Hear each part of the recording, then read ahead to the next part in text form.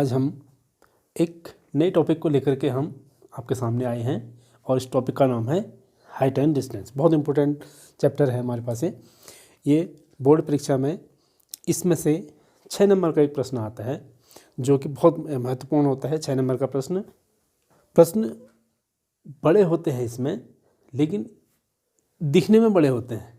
प्रश्न अगर आप समझ जाओ उसको तो उनका आंसर बहुत छोटा होता है। अन्य प्रश्नों के मुकाबले आप उनका आंसर अगर देखोगे, अभी मैं प्रश्न एक बनाऊंगा तो इसमें जो है उनके हल जो है बहुत छोटे होते हैं, तो इसलिए आपको इनको घबराने की ज़रूरत नहीं है। दिखने में बहुत बड़े होते हैं तो आप उनको अगर समझिए, एक एक सेंटेंस को उसको समझिए कि क्या करना है, क्या क्या दिया है, क्या करना है, तो आप निश्चित रूप से उस प्रश्न को ईजिली हल कर पाएंगे। तो हम हाइट एंड डिस्टेंस की बात करते हैं। हाइट एंड डिस्टेंस में कुछ टॉपिक हमारे पास आएंगे, जैसे उन्नयन कोण और अवनमन कोण। ठीक है, वो आगे हमारे पास आएंगे, तो मैं समझा देता हूँ। उन्नयन कोण का मतलब होता है अगर हम उन्नयन का मतलब वैसे भी आप अगर ऊंचाई में हम देख रहे हैं, मतलब प्रोग्रेसिव जो हम बोलते हैं उसको हम उन्नयन बोलेंगे।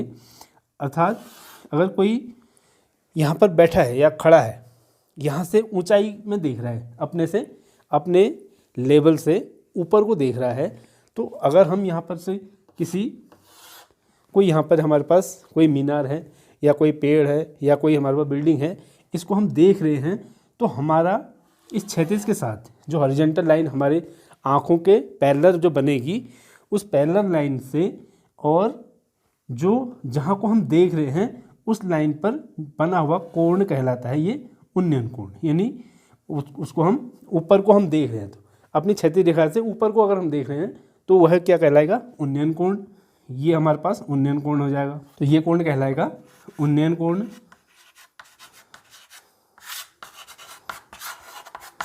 और इसके विपरीत अगर हम देखिए, यहाँ पर अगर हम खड़े हैं, या हम यूँ कह सकते हैं कि हम किसी बिल्डिंग में 2 मंजिले में हैं और यहाँ से हम खिड़की से देख रहे हैं, किसी दूसरी बिल्डिंग के छत में देख रहे हैं। यहाँ पर से अगर हम ऊपर देख रहे हैं, यहीं पर से दोनों कोण बन रहे हैं। देखिए, अगर हम यहाँ से उसकी छत को देखेंगे तो जो यहाँ पर एक हॉरिजॉन्टल लाइन बनेगी, इससे उस छत पर देखने पर बने हुए कोण को हम क्या कहेंगे? उन्नयन कोण। और इसके अपोजिट अब हम ऊपर से हम क्या कर रहे हैं? नीचे देख रहे हैं, यहाँ पर देख रहे हैं। ठीक है, अब हम क्या कर रहे हैं? यहाँ से नीचे की ओर देख रहे हैं, तो नीचे की ओर देखने का मतलब है कि जो हॉरिजॉन्टल लाइन, सेम वही होगा, जो हॉरिजॉन्टल लाइन हमारे आंखों पर बन रही है, इससे नीचे की ओर झुकाव जो होगा, यह क्या कहलाएगा? अवनमन कोण। अवनमन कोण। तो इसको आप समझिए, ऊपर को उठना, ऊपर को अगर कोण बनना है तो उन्नयन कोण, नीचे को अवनमन। ठीक है, अब हम प्रश्न में आते हैं। ये तो हमारे पास कहीं पर आएंगे, तो इसलिए मैंने इसको समझा दिया। तो प्रश्न है, पहला सवाल, सर्कस का एक कलाकार एक 20 मीटर लंबी डोर पर चढ़ रहा है। आप इनको सेंटेंस को अच्छी तरह समझिए। एक कोई डोर है, उस पर वह चढ़ रहा है। अब डोर कैसी है? देखिए, जो अच्छी तरह से तनी हुई है और भूमि पर सीधे लगे खंबे के शिखर से बंधी हुई है। तो शिखर से बंधी हुई है और नीचे जमीन में गड़ी हुई है। जो जमीन से क्या हो रहा है, वह तिरछी होगी ऐसी। तो हम यहाँ पर से क्या करते हैं? एक तिरछी बना लेते हैं। यहाँ पर माना सर्कस का यहाँ से चढ़ना चाह रहा है। कहाँ चढ़ना चाह रहा है? वो किसी खंबे से बंधी हुई है ये, यहाँ से इस खंबे की ओर ऐसे बढ़ रहा है। ठीक है, ये क्लियर हो गया। और यह डोरी की लंबाई दे रखी है उसको, कितना? 20 मीटर। डोरी की लंबाई 20 मीटर। अब देखिए आगे और चलते हैं। भूमि पर सीधे लगे खंबे के शिखर से बंधी हुई है। यदि भूमि स्तर के साथ ये यानी कि जो क्षैतिज है, इस हॉरिजॉन्टल लाइन है, इसके साथ जो कोण बना रही है ये डोर द्वारा बनाया गया कोण 30 डिग्री है। तो यह हमारे ऊपर कितना डिग्री का कोण बना रही है? 30 डिग्री का कोण बना रही है। और हमको बताना क्या है? तो खंबे की ऊंचाई, ये खंबा है हमारे पास, ये हमने खंबा बना दिया है, इसकी ऊंचाई हमने ज्ञात करनी है। ठीक है, तो आइए इसको हल करते हैं। माना हमारे पास खंबे की ऊंचाई ये ए हो गया, ये बी, ये सी, एक हमारे पास ट्रायंगल बन गया है।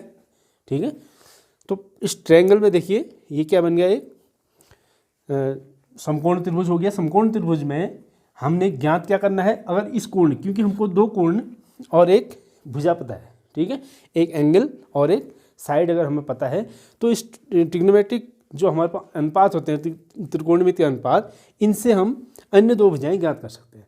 हमें कंडीशन होनी चाहिए, एक भुजा होनी चाहिए पता और एक कोण पता होना। तो इससे हम क्या कर सकते हैं, ये अगर दो भुजाएं पता है तो तीसरी भुजा तो हम वैसे ही निकाल सकते हैं पाइथागोरस से। तो एक भुजा और एक कोण से हम अन्य दो भुजाओं को निकाल सकते हैं। हमने निकालना क्या है, इस कोण के लिए हमारे पास, क्योंकि ये तो हमारे पास क्या होगा, कर्ण होगा या हाइपोटेन्यूस होगा, और हमने निकालना है इस कोण के लिए ये हमारे पास लंब है, ठीक है, ये हमारे पास क्या है, लंब, यानी कि परपेंडिकुलर है। परपेंडिकुलर हमको ज्ञात करना है और हमें पता है हाइपोटेन्यूस। अब हम देखते हैं इस दोनों में कौन सा संबंध होता है, परपेंडिकुलर और हाइपोटेन्यूस, यानी कि लंब और कर्ण में कौन सा संबंध होता है। सबसे पहला ही हमारे पास आता है sine theta. Sine theta equal to होता है लंब बट्टे कर्ण। तो साइन थीटा अगर हम इसमें लगाएं तो हमारे पास ये इसकी लंबाई अपने आप निकल जाएगी, ठीक है। तो इसको हम कैसे हल करते हैं, देखिए इसको हल करने का तरीका है, अब जो चित्र बना रखा है आपने, चित्र को हम समझाएंगे, टीचर को समझाएंगे कि हमने ये चित्र हमने कैसे बनाया है। हमने क्या बनाया है, ये खंबा है, जो खंबे को हमने ए बी लिखा है, इसका नाम भी हमने ए बी लिखा है, तो हम यहाँ लिखेंगे माना खंबा ए बी है, ठीक है, ये हमारे पास खंबा है। और रस्सी क्या है हमारे पास, ए सी, तथा रस्सी या डोर ए सी बराबर 20 मीटर है, ये हमको दिया है। और डोर जो है क्षैतिज के साथ कितने डिग्री का कोण बना रही है, 30 डिग्री का कोण बना रही है, यहाँ पर लिखना पड़ेगा आपको। तथा डोर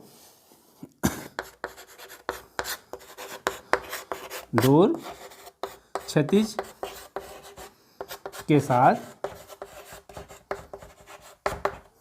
30 डिग्री का कोण बनाती है।